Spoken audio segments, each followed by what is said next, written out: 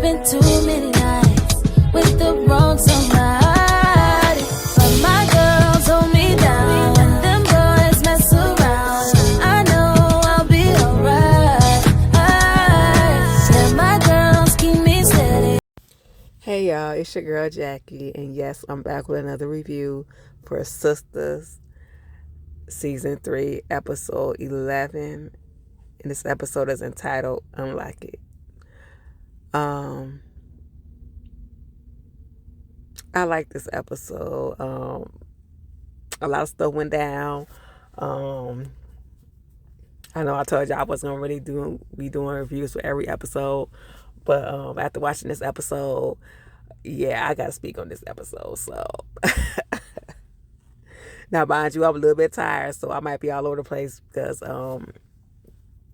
I was on my way home and I had stopped at the store and I'm like, let me go ahead and knock this review out before I head in the house. And that's exactly what I'm going to do. So bear with me. I watched it while I was at work. But I promise that I would do my best to, talk about everything that happened on the episode. If I missed anything, y'all already know what to do. Hit me down in the comment section. And, we'll talk about it.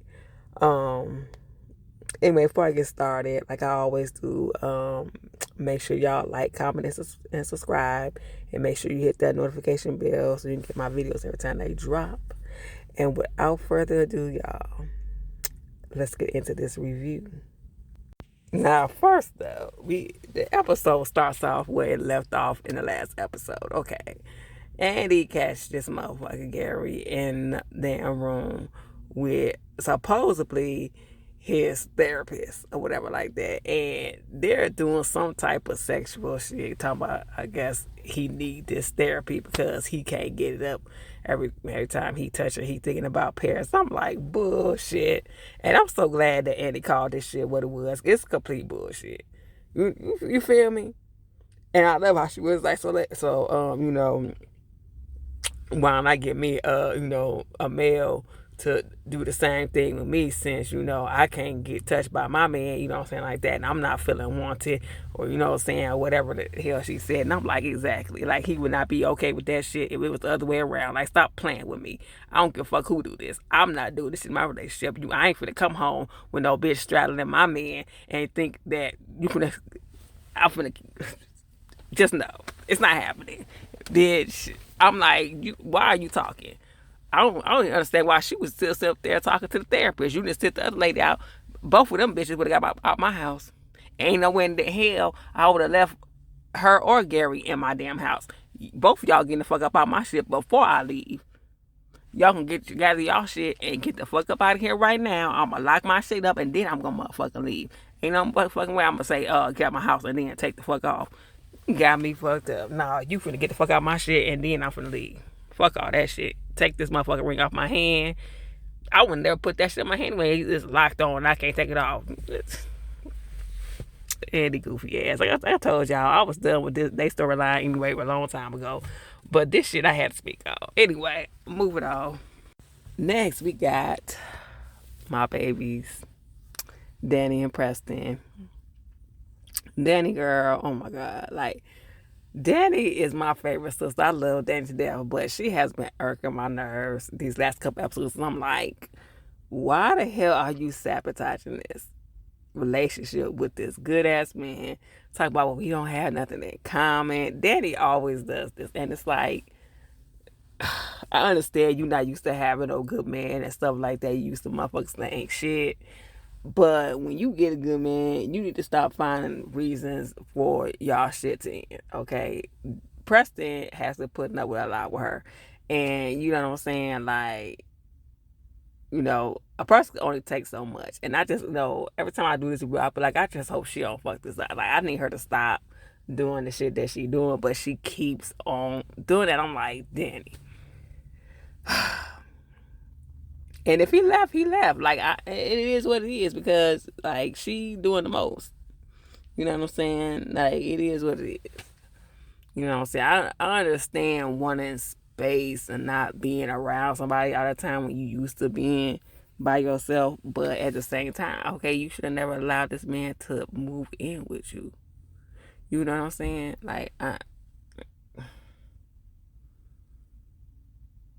mean, I don't really got nothing to say about this. Like, she kind of irking me, and I'm over it at this point. So next we got Maurice, and he's coming out of his room. He's in a robe, and he's telling Calvin, that he might want to, find somewhere else to be at tonight. And Calvin was like, I got a room. I can go in my room and stuff like that. He was like, yeah, but your room ain't gonna be big enough for what's gonna have to be going on out here or whatever. And he like, look, I pay rent. I'm not going nowhere. What the damn and all that mess. And Maurice is like, okay, well, I hope you're prepared for all this ass is gonna be thrown around here or some shit. He said. I was like, oh Lord. And he was like, why did I move in here? And he was like, because you're silly or something like that. And Calvin was like, I'm gonna need my money back. And he was like, that's not gonna happen. And so then it was a knock on the door.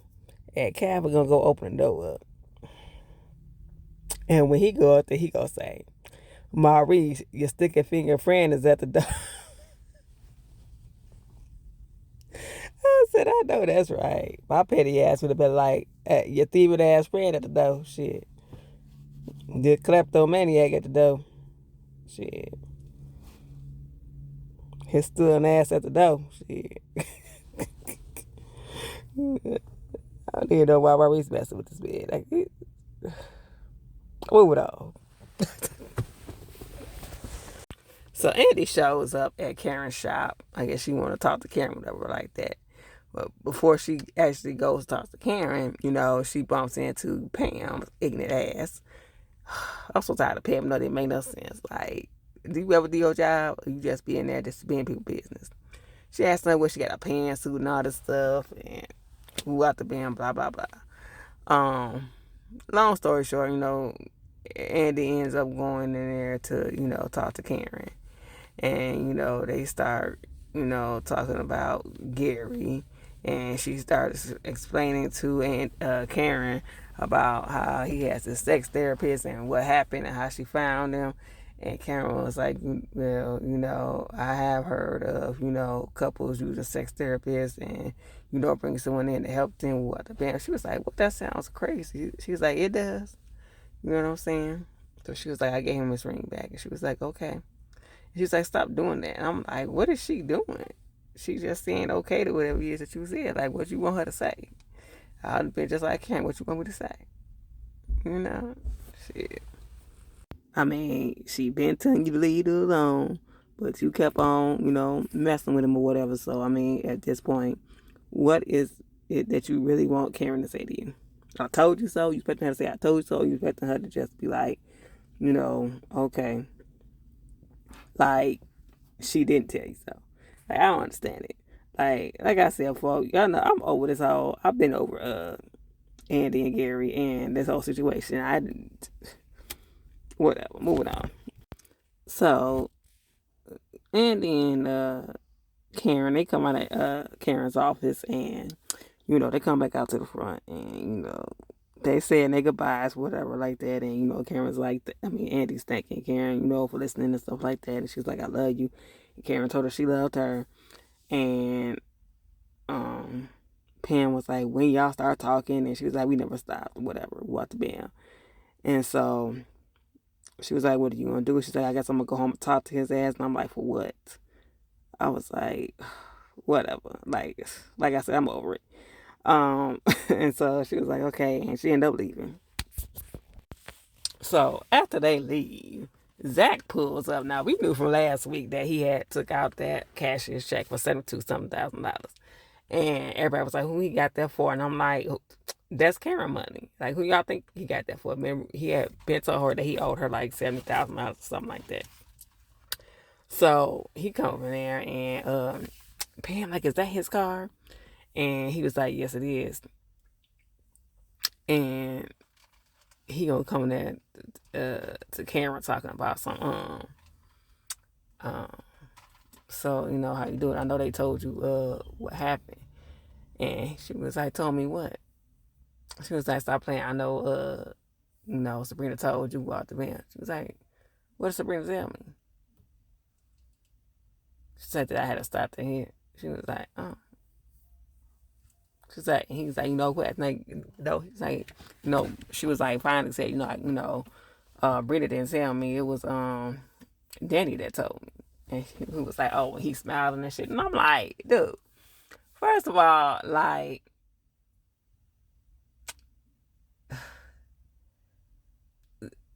y'all already know Zack get on my last nerves. I'm sorry. Like, now I will give y'all that this man is fine as hell.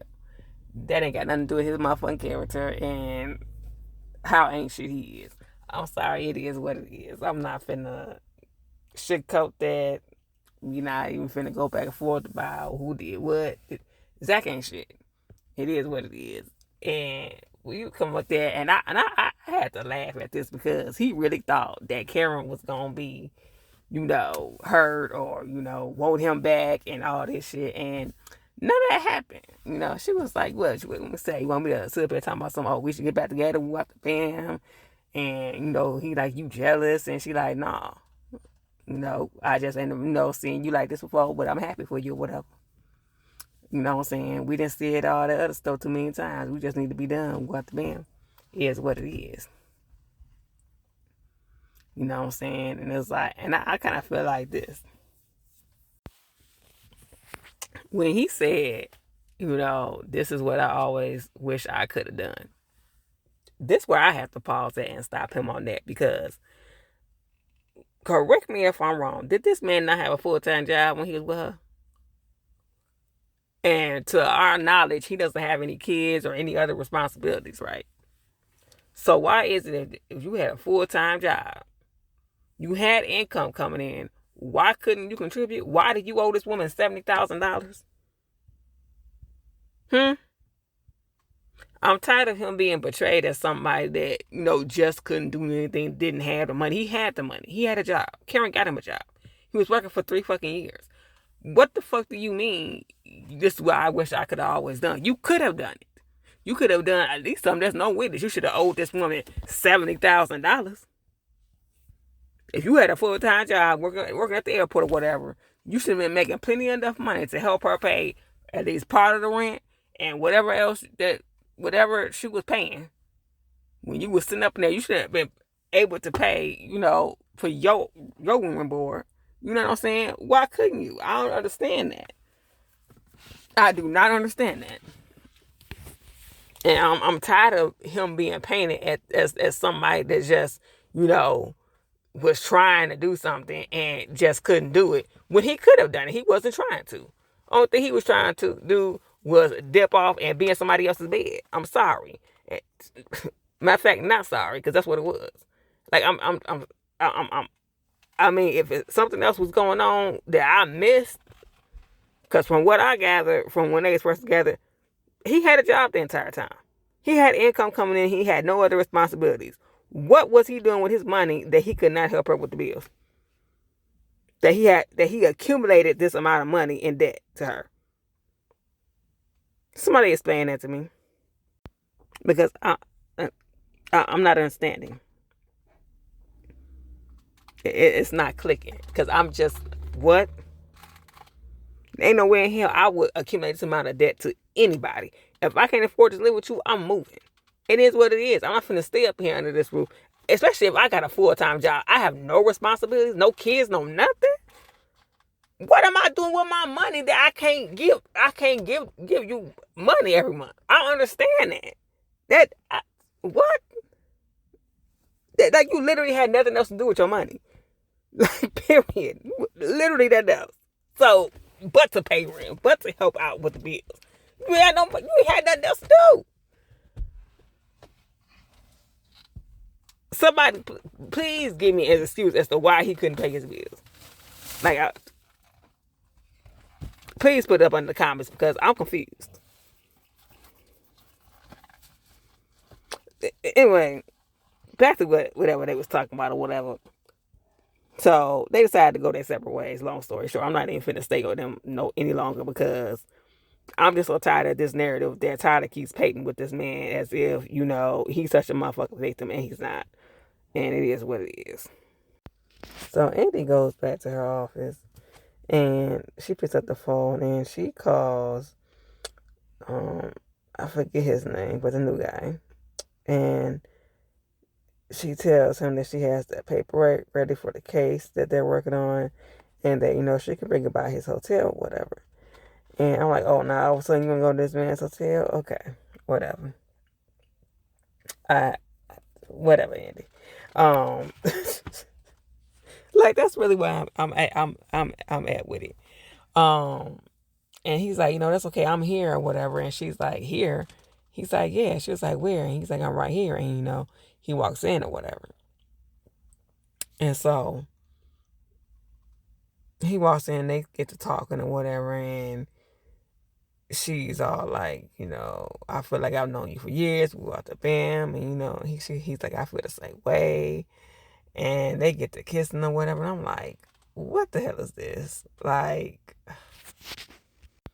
this shit is getting repetitive at this point. Like, every time you mad at Gary, you gonna go and you gonna jump in somebody else's bed. Like, girl, bye. Like, it is what it is. I'm trying to figure out how you got so much in common with this man that you just met and don't know anything about. Miss me with the bullshit, please. I'm sorry. Anyway, I'm not even gonna spend too much time on this. Y'all seen what happened, and I'm done with Andy. Now, moving on to Calvin and Sabrina. Now, I'm not gonna spend too much time on this. As I really didn't understand what was going on. I mean, they called each other out of nowhere. What Maurice had called, Sabrina, and put Calvin on the phone, whatever.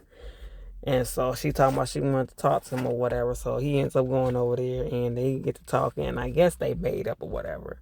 I didn't really understand what was going on, because I'm like, I've been so over them, they didn't even make any sense. Like, I really believe that they just need to leave each other alone, because Sabrina don't want him. And I just don't understand why they keep playing in our faces with this bullshit.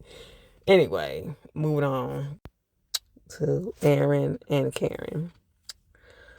Another one of my faves. I don't know. A lot of people said they like this scene, but I actually like this scene. I like Aaron's honesty, and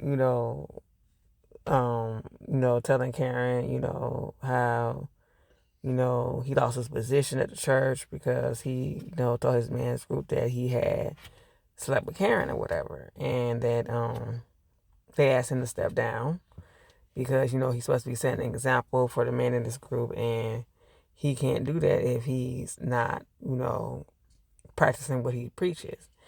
And we seen in the last episode, or maybe it was the episode before that he and Karen had sex and they liked it. And she was like, well, can't you just, tell him that it won't happen again? And he was like, I could, but that would be a lie, because I want it to happen again and again and again. And she was like, see, that's how you got, kicked out or whatever like that. And he was like, it wouldn't be a problem if we were married. And she was like, she started laughing, it off and stuff. But he was like, no, Karen, I want you to marry me. And she was just like, look, you need some ice cream, like kind of played it off or whatever like that. And then it cuts to not Danny, but Fatima and Zack. I'm not about to spend too much time on this. Like I said, Zack get on my doggone nerves.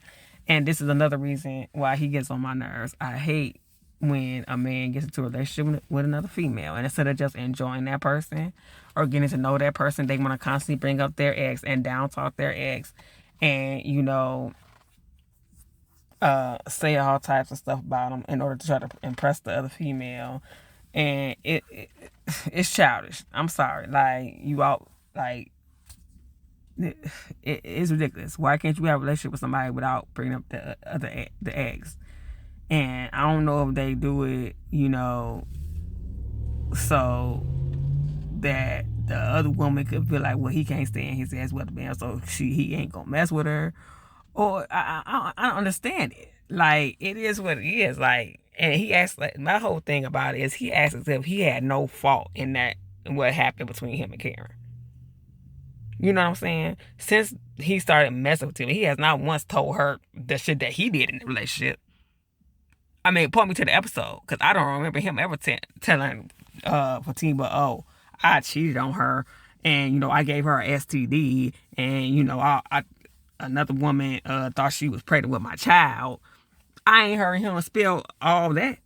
But you want to tell everything that Karen did. I have a problem with that. I mean, if you're going to tell a story, tell the whole thing. Don't just be telling what she did. You always talking about, well, I ain't never had a woman, speak life into me, woo out the bam. You ain't never been worthy of having nobody speak life into your ass. I'm sorry. It is what the fuck it is. It is what it is. Not sorry. Like, who the fuck is going to sit up there? I'm sorry. You want a motherfucker to speak life to you, but yet you constantly sitting there cheating. And if you felt that way, you should have never stayed in a relationship with the woman. It is what it is. You know what I'm saying? You cheat on this woman, you gave her STD. You ain't, you know what I'm saying? You had other women out here thinking they was pregnant by you. Karen didn't do none of that, even though she was mad at the shit that you was doing. You know what I'm saying? Like, he got everything to say about Karen, but nothing to say about his actions throughout their relationship. That's the part that gets me with a lot of these niggas that do this shit when they get into a new relationship. Forever want to speak on what they ex did, but don't never want to speak on their shit. You know what I'm saying? And it's ridiculous. Tell the truth, the whole truth, nothing but the truth. Say what the hell you did. You were forever talking about how Karen spoke to you. You forever talking about what she didn't do. But never want to say the things that you did to make her do that. Make her talk to you the way that she talked to you. She had every right to talk to you. I'll say this from day one. She had every right to talk to this man any kind of way that she wanted to after the shit that she put him through. Now, yes, I will get on Karen about allowing Zack to do the things that he did, because sis, I would never put up with that shit. He wouldn't have been with me 6 months, let alone 3 years. And it is what it is. She allowed a lot of that shit to go on, but at the same time, that does not mean that she didn't have a right to talk to him the way that she did when he was going out and doing all that shit. And to me, just because somebody allows you to walk all over them, don't mean you right in doing it. Just because they allowed you to do it. Okay, so I'm tired of motherfuckers using that as an excuse. That's a pass for a motherfucker to do some shit just because somebody allowed it. That is absolutely ridiculous. Like, accept and hold yourself accountable for the shit that you did in that relationship, and the fact that you were the cause of the failure of that relationship. Yes, Karen had a part in it because she allowed the shit to go on for as long as it did. She should have been into that relationship. I will give, y'all that. But other than that, Zack was a huge part of the reason why him and Karen were messed up when we first saw them. And it is what it is.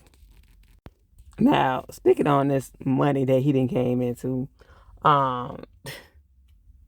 we all know that, he got this money illegally. So this shit is gonna be short lived.